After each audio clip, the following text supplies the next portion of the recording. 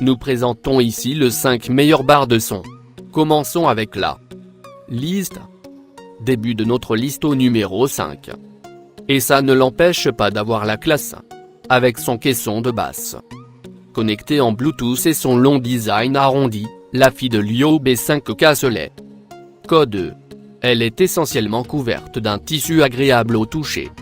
Entre les deux haut-parleurs, la partie ardoire de la barre de son est en aluminium brossé du meilleur effet.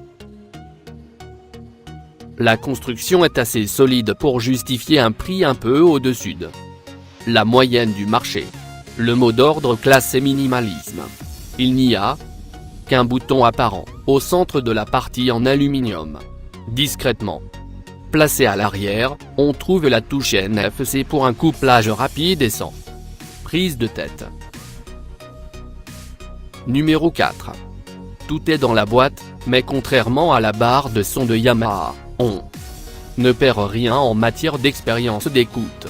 Il n'empêche pas les amateurs de brancher un caisson de basses auxiliaires, car ceux qui ont goûté aux meilleurs modèles qui en sont équipés pourront difficilement s'en passer. Mais le résultat reste très satisfaisant.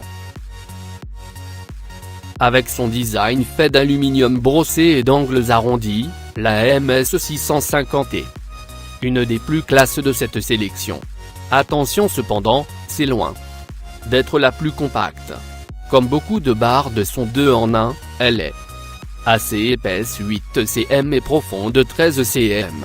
Avec son mètre de longueur, elle ne passe pas inaperçue et pourrait bien ne pas se glisser aisément sous toutes les TVS. Pour plus d'informations, regardez les descriptions en dessous de la vidéo. À mi-chemin de notre liste numéro 3.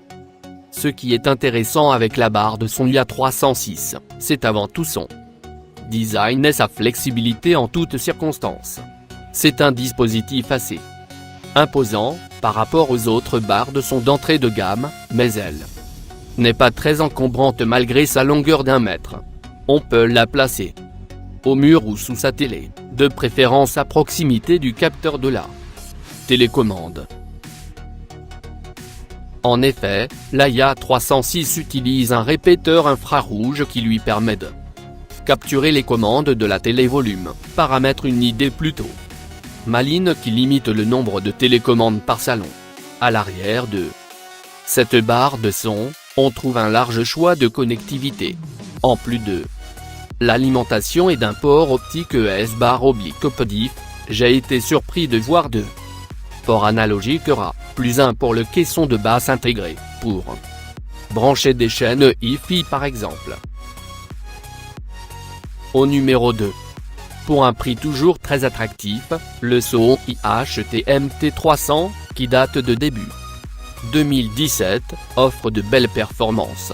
Pour ce prix, il faut savoir que ce n'est pas le plus complet du marché et qu'il lui manquera quelques fioritures bien pratiques, mais ça reste une bonne option si vous cherchez un upgrade correct de votre système sonore.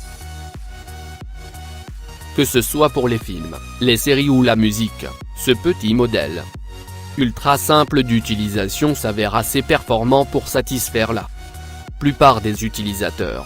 La barre de son, elle, mesure 10 cm d'épaisseur pour 50 cm de long. C'est donc 2 fois plus épais et 2 fois moins long que la LG SH5. Et entrée au numéro 1 de notre liste.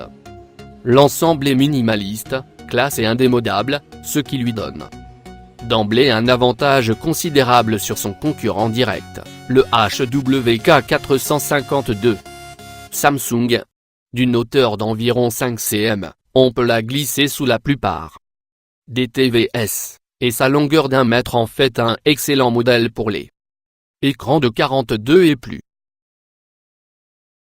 En matière de connectique, on trouve l'essentiel, même si des modèles plus récents et plus coûteux seront mieux équipés. Cette barre de son dispose d'un port HDMI 1.4 donc dénué de HDMI 2, adapté au 4K.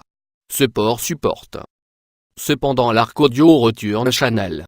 Ça veut dire qu'on peut envoyer un signal audio depuis sa TV mais aussi depuis d'autres périphériques, tout en n'ayant qu'un seul câble pour lier sa TV à sa barre de son. Pour plus d'informations, regardez les descriptions en dessous de la vidéo. Merci d'avoir regardé. Pour plus, s'abonner à cette chaîne.